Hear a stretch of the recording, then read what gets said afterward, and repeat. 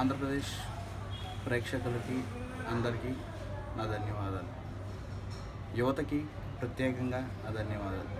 నిన్న వైజాగ్లో జరిగిన ఇన్సిడెంట్స్ మనం చూసాం. యువత చాలా బాగా పాల్గొన్నారు.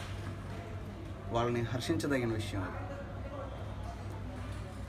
ఎందుకంటే నిన్న జరిగిన పరిణామాలు చూస్తుంటే జనవరి 26 గణతంత్ర దినోత్సవం, రిపబ్లిక్ డే ఎంత ముఖ్యమైన రోజు. స్పెషల్ స్టేటస్ కోసం మనం పోరాడుతున్నాం. మనకి రాజ్యాంగం అమల్లోకి వచ్చిన రోజునే రాజ్యాంగ హక్కుల్ని కాలరాస్తున్నారు. అంటే యువత యొక్క వాళ్ళ యొక్క మనోభావాలు చెప్పుకునే స్వేచ్ఛ లేకుండా చేశారు రోజు అది. దీన్ని ఏ విధంగా చూడాలి? మనం యువత యొక్క గొంతు పిసికేశారు, చంపేశారు యువతని. అంటే పిలుపునిచ్చారండి, చాలామంది పిలుపునిచ్చారు నిన్న యువతకి. వచ్చారా? యువతకి ఏమిచ్చారు మీరు? వెనక నుంచి బ్యాక్గ్రౌండ్స్ ఇచ్చారా? వెళ్తారండి, పోలీసులు ఉన్నారు, ఆపారు, కొట్టారు, ఎంత హింసించారు యువతని. పోలీసులు ఏం చేస్తారండి యువత అంటే? వెనకమాల ఎవరో ఒకరు రాజకీయ నాయకులని ఇలాంటి ఒక పెద్ద స్కోప్ ఉన్న వాళ్ళు వచ్చి కొంచెం చేయూతనిస్తే యువత ఏదో ఒకటి చేస్తారు. యువత చేయలేదంటే ఏమీ లేదు, చేస్తారు.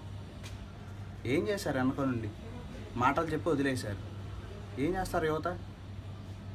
వెళ్ళారు, పోరాడారు, తన్నులు తిన్నారు, జైల్లో పెట్టారు, వదిలేశారు, అయిపోయింది. వెనక నుంచి మీరు కూడా సపోర్ట్ ఇవ్వాలి. ఒక్కళ్ళ గురించి చెప్పట్లేదు, నేను అందరికీ చెప్తున్నాను. యువత అంతా అందరికీ చేయూతని ఇవ్వాలి, వాళ్ళకు కూడా ఇవ్వాలి. ముందుకు వస్తారు. యువత చేయలేదంటే ఏమీ లేదు. రాజ్యాంగం అమల్లోకి వచ్చిన రోజే వాళ్ళు చెప్పుకునే ఒక స్పెషల్ స్టేటస్ గురించి మేము చెప్పుకుంటామన్న ఒక మాటకే వాళ్ళని ఇంత హింసించి ఇచ్చేస్తే దీన్ని ఏ విధంగా చూసుకోవాలి? అసలు ప్రభుత్వం ఉందా లేదా ఏంది అంటే కొట్టేస్తారా? ఏ విధంగా కొట్టారండి వాళ్ళని? స్టూడెంట్స్ వాళ్ళు ఒక టెర్రరిస్ట్ని ట్రీట్ చేసినట్టు ట్రీట్ చేశారు.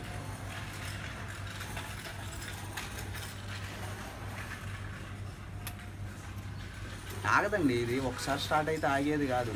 మీరు ఆపారు, స్టూడెంట్స్ని ఆపారు. ఎంతమంది ఆపారు? రేపటి నుంచి నాలాంటి వాళ్ళు చాలామంది వస్తారు, చాలామంది వస్తారు. ఏం చేస్తారు మీరు? ప్రభుత్వం ఏ సమాధానం చెప్తుంది దీనికి చెప్పండి? ఎవరి పార్టీని వాళ్ళు కాపాడుకుంటున్నారండి. నిన్న ఏదో ఛానల్స్ చూస్తుంటే సాక్షి టీవీలో కేఎస్ఆర్ లైవ్ షో ఒకటి జరుగుతుంటే విష్ణురాజు గారు అంట, విష్ణువర్ధన్ రాజు బీజేపీ నాయకుడు అంట. ఆయన బీజేపీ పార్టీని వెనకేసుకుంటూ వస్తున్నాడు. ప్రజలు ఫోన్ చేసి మాట్లాడితే ఏ విధంగా నేలకు తిప్పాలో ఆ విధంగా మాట్లాడుతున్నారండి. ఆయనకి ఎట్లు కుదిరితే అట్టు మాట్లాడుతున్నారు. అంటే యువతను కొట్టడం రైట్ అంటే కాదంటారు. ఇలా చేయటం తప్ప అంటే యువత ఎందుకు వెళ్ళాలంటున్నారు. అసలు యువతదే తప్పంట, అక్కడికి వెళ్ళటం తప్పంట. లేకపోతే ఫోన్లు యువతని వెళ్ళొద్దని గవర్నమెంట్ వాళ్ళు బెదిరించడం, కాలేజీలకు ఫోన్ చేసి కాలేజీల నుంచి మెసేజ్లు పెట్టడం, ఫోన్లకి తల్లిదండ్రులకి ఫోన్లు చేయటం. ఫోన్లు చేసి మీరు మీ పిల్లల్ని పంపిస్తే మీకు ఇదవుద్ది, కేసులు పెట్టేస్తాం, క్రిమినల్కి పెట్టేస్తాం అని బెదిరించడం. ఇంకెప్పుడండి? ఇంకెప్పుడు చెప్పండి? రాజ్యాంగం అమలు అయ్యేది ఎప్పుడు? మనం బాగుపడేది ఎప్పుడు? మనకు ఉద్యోగాలు వచ్చేది ఎప్పుడు? మీరే లక్షల కోట్లు ఇది చేసుకోవడానికి అయితే స్పెషల్ ప్యాకేజ్ అంట. బాగుంది, చాలా బాగుందండి. చంద్రబాబు నాయుడు గారు సీఎం గారు మంచి వ్యక్తి, భలే మాట్లాడతారండి. మీరు మాట్లాడినప్పుడల్లా నాకైతే అసలు నవ్వు ఆపుకోలేకపోతున్నానండి. భలే మాట్లాడతారు. మీరు ఇంతకుముందు ఏం మాట్లాడారు, ఇప్పుడేం మాట్లాడుతున్నారు? అది వెంకయ్య నాయుడు గారు 5 సంవత్సరాలు ఇస్తానన్నారు అన్న చెప్పారు. నేను 15 సంవత్సరాలు కోరాను అన్నారు. బాగుంది. తర్వాత స్పెషల్ స్టేటస్ ఏమన్నా సంజీవని అన్నారు. ఓ సంజీవని కాదు, ఏదైనా చేయొచ్చు అన్నారు. ఓకే, నేను స్పెషల్ ప్యాకేజ్ తీసుకొస్తాను, ప్యాకేజీలోనే డబ్బులు వస్తాయమని అన్నారు. అంటే డబ్బులు ఎక్కువ ఇస్తే నేను తీసుకొస్తాను అన్నారు. ఇంకో రోజు, తర్వాత రోజు ఏమంటున్నారు? వాళ్ళు అంత ఇస్తే అంత తీసుకోవాలి, మనం అంతకన్నా చేసేది ఏమీ లేదంటున్నారు. అన్ని విధాలుగా అన్ని రకాలుగా మీరే మాట్లాడతాం. గవర్నమెంట్ మీదుగా ఏదేం చేయొచ్చు.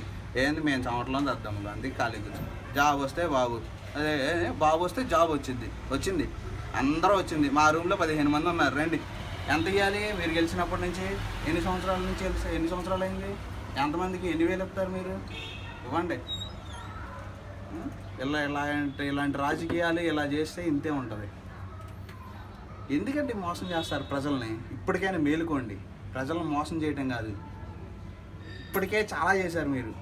ప్రజలను చేతగాని వాళ్ళలా కనపడుతున్నారా? యువత ఏమన్నా జాబుల కోసం ఆశగా ఎదురు చూసి ఏం చేయలేక జాబు ఇస్తానని మీరు ఏ మాట అన్నా సరే ఒక నమ్మకంతో ఓట్లు వేశారు అంతే.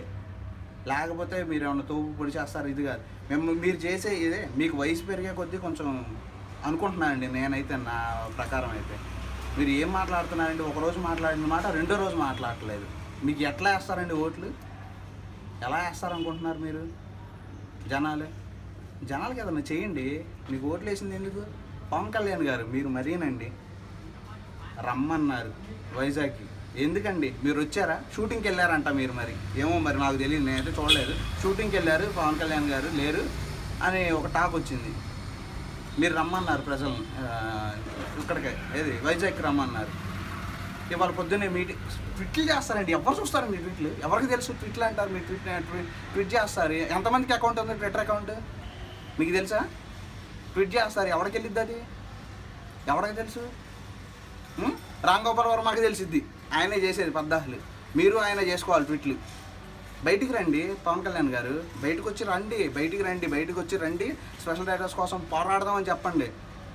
మిమ్మల్ని చూసాక ఓట్లు వేసిన జనాలు అప్పుడు ఏమన్నారు? చంద్రబాబు నాయుడు గారు అనుభవశాలి, బాగా అనుభవం ఉంది ఆయనకి. ఏది ఇప్పుడు కనపడుతుందిగా, బాగా అనుభవం ఉంది. ఆయన అనుభవంతోనే మన బాగా చేస్తున్నారు ఆయన. చూసారుగా మీరు. పొద్దున్నే ప్రెస్ మీట్ పెట్టారు మీరు. ఎందుకండి ప్రెస్ మీట్ దేనికోసం పెడుతున్నారు? నాకు అర్థం కావట్లేదు. ప్రెస్ మీట్ దేనికోసం పెడుతున్నారు మీరు? ప్రెస్ మీట్ పెట్టారు, ఏం మాట్లాడారు? ఏది మీడియా వాళ్ళు మన పట్టించుకోవట్లేదు, మీడియా వాళ్ళు మమ్మల్ని పట్టించుకోండి అని చెప్పారు. బాగానే ఉంది. కేంద్రాన్ని తిడుతున్నారు. చంద్రబాబు నాయుడు గారి గురించి ఒక్క మాట అయినా చెప్పారా మీరు? పోలీసులను పెట్టింది ఎవరు? పోలీసులను పెట్టి ఆపించింది, ఆయన కొట్టించింది ఎవరు? చంద్రబాబు నాయుడు గారు చేసింది. మీరు బీజేపీ వాళ్ళ జరిగింది, బీజేపీ వాళ్ళు వద్దన్నారండి. అక్కడి నుంచి మాట్లాడుతూ ముందు ఇక్కడ నుంచి స్టార్ట్ చేయండి. అక్కడికి తర్వాత వెళ్దాం మనం. ముందు ఇక్కడికి వచ్చి మీరు బయటకు వచ్చి అందరినీ గ్యాదర్ చేసుకొని మాట్లాడండి. అందరిని గ్యాదర్ చేసుకొని రండి, అందరం కలిసికట్టుగానే వెళ్తే మనకు అవుద్దని చెప్పండి. చెయ్యండి ఏదో ఒకటి. ట్విట్లు చేసుకొని మీరు ట్విట్లు చేసుకొని మీకు ప్రెస్ మీట్లు పెట్టుకొని కొంతసేపు నర్స్ ఏమొచ్చిందండి? ఎవరికి ఏమీ రాదు. మేము వింటున్నాం, చూస్తున్నాం, మాకు విరక్తి పుట్టింది. నిన్న స్టూడెంట్స్ని రమ్మన్నారు, ఏం చేశారు? మీరు వెళ్ళి పడుకున్నారు, వాళ్ళు వెళ్ళి దెబ్బలు తిని జైల్లో కూర్చున్నారు. తర్వాత మీరు ఒక రాశారు, నేను అతను పంపించాను, ఈ స్టేషన్కి ఎంతమందిని పంపించాను, ఆ స్టేషన్కి అంతమందికి పంపించాను, అందరిని రిలీజ్ చేశారంట, అందరు ఇంటికి వెళ్ళిపోయారంట. ఇది తెలుసుకోవడానికా మీరు చెప్పింది? మీరున్నది ఇది చెప్పడానికా? అసలు జైలుకి వాళ్ళని స్టేషన్కి తీసుకెళ్ళడానికి కారణం ఏంటండి? ఎందుకు తీసుకెళ్ళాలి వాళ్ళకి స్టేషన్కి? అసలుకి వాళ్ళు ఏమన్నా టెర్రరిస్ట్లా, నక్సలైట్లా? స్టేషన్కి తీసుకెళ్ళడానికి ఎందుకు తీసుకెళ్ళారు మీరు అడగరా? వాళ్ళు ఏమన్నా ఉగ్రవాదులే ఏంటి? క్యాండిల్ ర్యాలీ, శాంతియుతంగా క్యాండిల్ ర్యాలీ చేసుకుంటుంటే మీరు ఎందుకు ఇంత చేయాల్సినంత అవసరమా? అసలు అడగరా మీరు? అది ఆ విషయాన్ని గవర్నమెంట్ని అడగరా? ఎందుకు అడగలేదు మీరు పెట్టి ఎందుకు అడగలేదు? ప్రెస్ మీట్ పెట్టారు కదా, ఎందుకు అడగలేదు మీరు? ఏది గవర్నమెంట్ని తిట్టారు, సెంట్రల్ గవర్నమెంట్ని తిట్టారు, నేను అక్కడికి వెళ్ళి వాళ్ళని అడిగాను, ఇక్కడికి వెళ్ళి వీళ్ళని అడిగారు, అది ఇది చెప్పారు. ఇక్కడ రాష్ట్రంలో యువతని అందరినీ నలుగురిని పోగేసుకొని ముందుకు వెళ్ళాలి. అప్పుడు అక్కడికి వెళ్ళి ఢిల్లీకి వెళ్ళండి. ఇలా అందరూ ఇలా చేస్తున్నారని చెప్పి నరేంద్ర మోడీ గారికి చెప్పండి. మీరు పోరాటం అనేది నాయకత్వం అండి. మీరు బాగా నాయకత్వం వహిస్తున్నారు. ఒక పార్టీ పెట్టారు, ఒక పార్టీ నాయకత్వం అలా చేశారా? మనం చెప్పండి. నిన్న ఏం చేశారు? నిన్న అంత జరుగుతుంటే మీరు ఏమన్నా పట్టించుకున్నారా? ట్విట్లు చేశారు. ఏందండి చెప్పండి? అంత వైజాగ్లో అంత హడావుడి జరుగుతుంటే, అంతమందిని కొడుతుంటే ఏం చేసాం మనం? దీన్ని ఏ విధంగా తీసుకోవాలి మనం? దయచేసి అర్థం చేసుకోండి. స్పెషల్ స్టేటస్ కోసం మనం అర్థం చేసుకొని కొంచెం ఇప్పటికైనా అందరూ, ఒక్కళ్ళని కాదు, ప్రతి ఒక్కళ్ళు నడవండి, చేయండి. మనకి స్పెషల్ స్టేటస్ వచ్చిద్ది, తప్పించుకోవాలి మనం. అదే మన హక్కు. అర్థమైందా? జై హింద్.